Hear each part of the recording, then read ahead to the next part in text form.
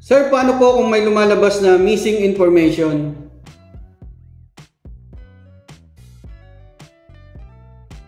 Yo, what's up mga kabayan? Welcome back sa aking channel, OFW Nonoy. Bale, sunod ko pong i-share na video mga kabayan is kung paano ma-resolve tong missing information pag mag-generate na po tayo ng OEC.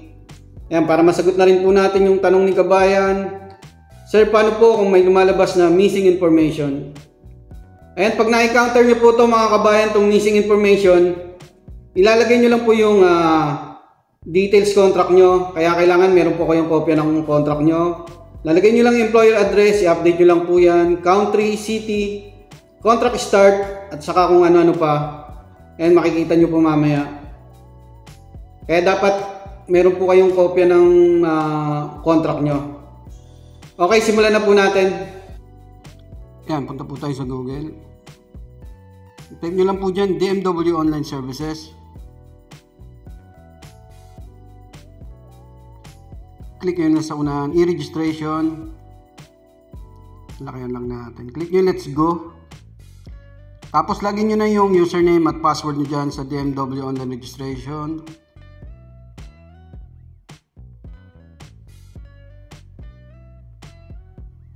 Ayan po yung dashboard ng account natin.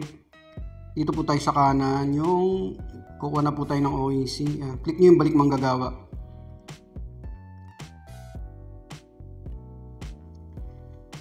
Ayan, dapat naka-green po lahat yan. Pag wala pang pag-ibig number, okay naman po eh. Pero dapat kumuha na kayo. Tapos dito naman, previous contract details. Ilalagay nyo po dyan yung flight nyo pabalik sa abroad mga kabayan.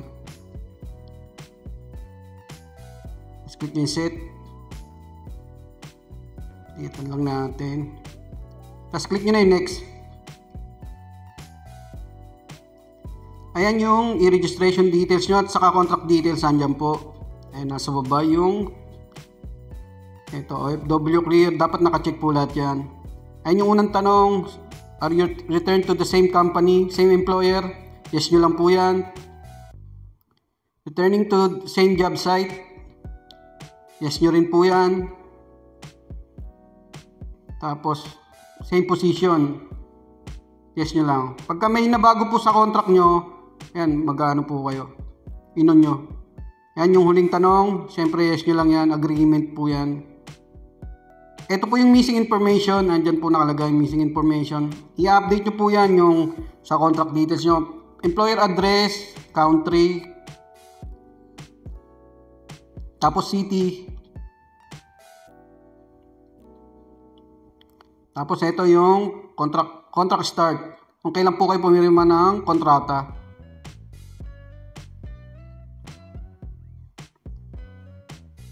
Tapos yan, contract duration, salary nyo, yan, contract start, contract duration. Ito yung currency, yan.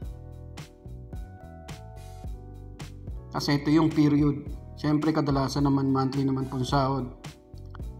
Yan, pag okay na, siguraduhin yung tama yung details nyo. I-double check nyo lang. Click nyo na yung submit. Ayan, mag-print na po kayo ng OEC, review nyo lang. Click nyo na yung print OEC. Tapos click nyo po yung blue open para ma-download po sa cellphone natin yung OEC natin. Punta lang kayo sa files nyo, download folder. Ayan, nag-update na. Ayan, BMOEC. Buksan nyo lang po yan. Dapat may PDF apps na po kayo. Ayan na po yung OEC natin mga kabayan. Screenshot nyo po yan at i-save.